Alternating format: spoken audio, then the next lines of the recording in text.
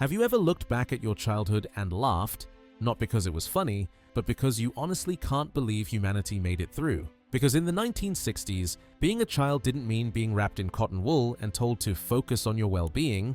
It meant work, responsibility, getting up when it was still dark, doing jobs grown adults now complain about, and doing it all with cold hands, muddy shoes, and a surprising amount of pride. We didn't ask for pocket money, we earned it. And nobody said, well done. You were expected to just get on with it. Here are the jobs British kids did in the 60s that would cause absolute uproar today, saving the most unbelievable for last. Number 1. Delivering newspapers in the icy dark. If you were 11 or 12, your introduction to the real world started at a time of the morning that, today, only bakers and very confused dogs experience. You'd climb onto your bike, breath floating in the air like steam rising off a kettle, and pedal through streets so quiet the only sound was the rustle of newspapers and the occasional milk float humming in the distance.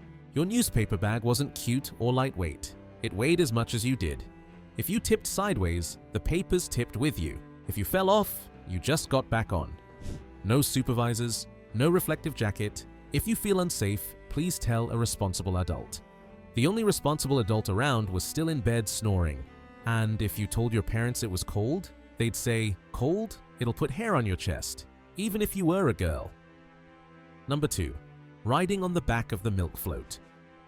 Picture this. You're 10 years old, clinging to the back of a rattling milk float at 5 in the morning, bouncing along cobbled streets while glass bottles clink like church bells in a winter storm. The milkman trusted you. And in the 60s, trust meant responsibility, not liability insurance. You'd hop on and off like a tiny delivery hero. No brakes, no gloves, fingers slowly freezing into claws as you arranged cream-topped bottles on doorsteps. And if your milkman was feeling generous, he'd let you steering a vehicle, at 10 years old, with the confidence of a pilot and the visibility of someone peering over the windowsill. Today, you can't even use scissors in school without adult supervision. Back then, you could accidentally mow down a hedge with a dairy vehicle. Number 3. Grocery deliveries on wobbly bicycles.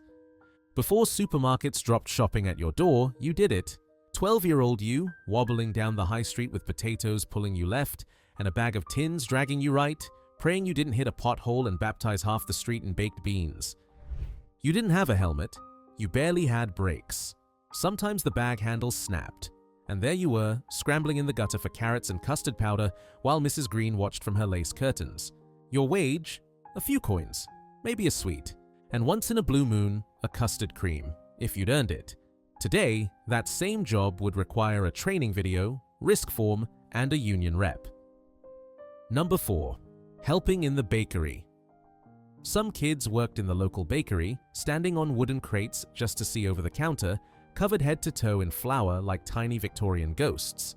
The ovens roared, spitting heat strong enough to singe eyebrows at 20 paces. You kneaded dough until your hands ached, brushed flour from your eyelashes, and carried trays heavier than your school books. Burnt your hand? Cold tap. Get on with it. Dropped a loaf? Brush off the crumbs. Bread's bread. Today, you need a food safety certificate to slice a tomato.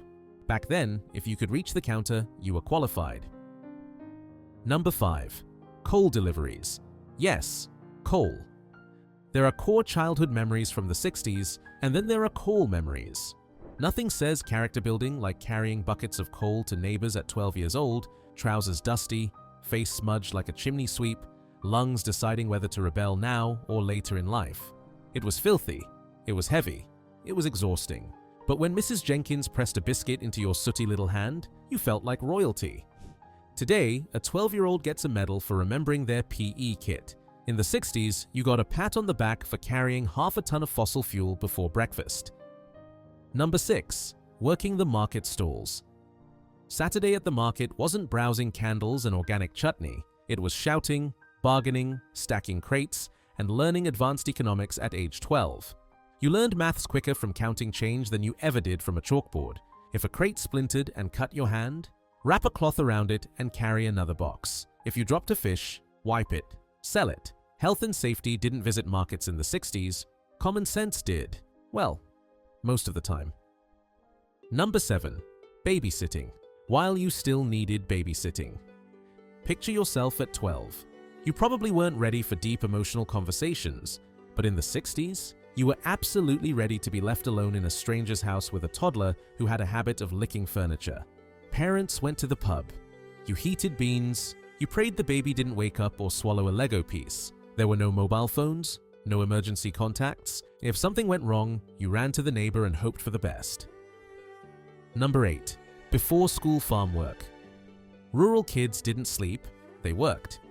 Before sunrise, you fed chickens, carried hay, herded sheep, filled buckets, chased runaway calves, and occasionally had a dramatic standoff with a goose that clearly outranked you in the social hierarchy. You arrived at school smelling of mud, hay, and faint chicken trauma. And no one teased you, they respected you, because you'd already done half a day before maths even started. Number 9. Washing cars properly. Washing cars wasn't a summer splash around with a hose. It was buckets of ice-cold water, stiff brushes, soap in your eyes, and polishing chrome until you could see your exhausted face in it. If you missed a spot, the owner marched you back and pointed silently. And you redid it. Pocket money wasn't a right, it was earned. Number 10. Delivering eggs. Nothing tests balance like walking around with real eggs in a cardboard tray, praying to every saint you knew that you wouldn't hit a loose paving stone or be ambushed by a cat. Every egg was a gamble. Every doorstep, a potential disaster. Drop one and you'd stare at the broken shell like you'd failed the queen. Eggs were precious, and you handled them like they contained the crown jewels. Number 11. Scrap collecting.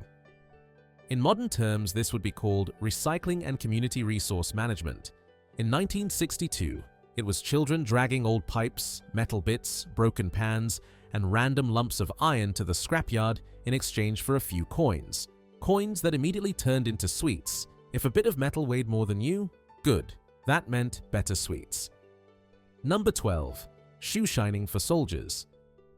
Imagine 12-year-old you today, offering to shine the boots of fully grown soldiers, brushing leather like your future depended on it. At barracks and train stations, little boys and girls polished boots and shoes with pride, earning pennies and admiration. Boot polish under your nails, black fingertips, the smell of wax and pride.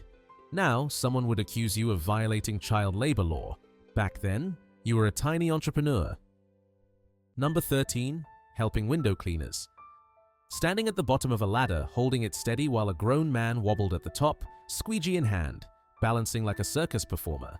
Sometimes you got to clean the lower panes, a thrilling honor. Occasionally they let you try the ladder. Dangerous, yes. Did anyone care? No, they didn't. Number 14. Running errands. A neighbor needed tea leaves. You were halfway down the road before they finished the sentence. Across the street? Try across town. No one texted to check you were safe. Partly because texting didn't exist, partly because everyone assumed you were capable until proven otherwise. You returned with the change, unlike today's delivery systems. Number 15. Lighting fires in the hearth.